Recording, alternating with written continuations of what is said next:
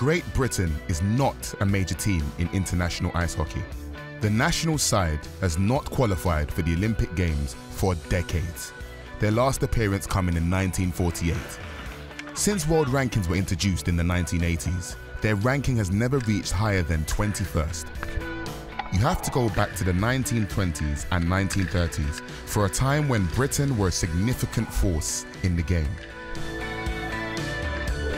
Canada, on the other hand, has a long history of ice hockey success.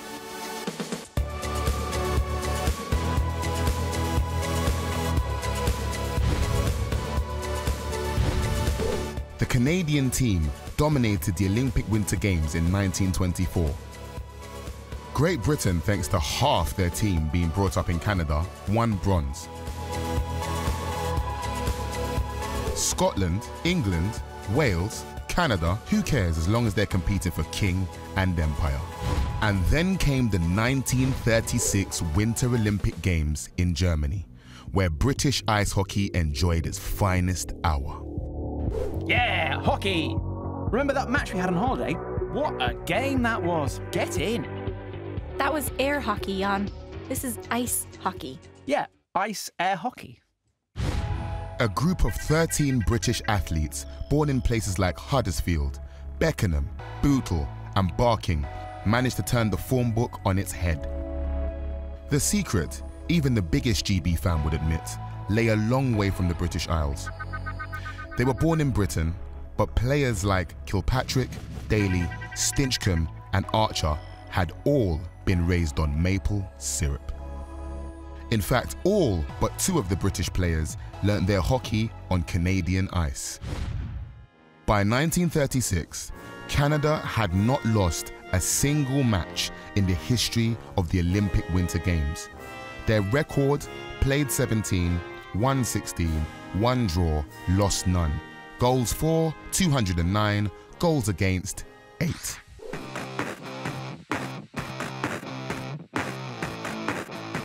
When GB had the misfortune to face the might of Canada in 1928, they were thrashed 14-0. To solve that problem in 1936, the British had one solution: more Canadians. Carl Earhart led the British team. Jimmy the Parson Foster became the linchpin. A goaltender originally from Glasgow, he made his name in his adopted home of Winnipeg and stood out in the Canadian leagues.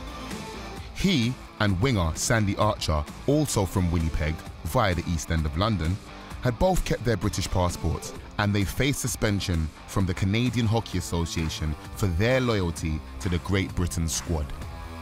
But they played on regardless. Foster kept 3 shutouts in 7 games, Archer scored twice.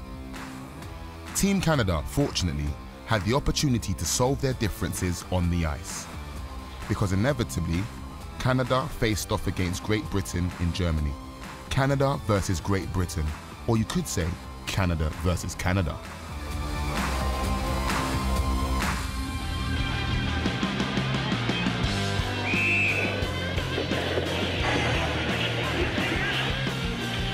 The dramatic match ended with the Canadians with the British passports beating the Canadians without. More officially, Great Britain beat Canada 2-1. GB went on to win against Czechoslovakia and tie against the United States. And with that, Great Britain snatched Olympic gold. Canada lost the title under its own name, but won it under Britain. The record books state the result in black and white. Great Britain, were men's ice hockey gold medalists 1936.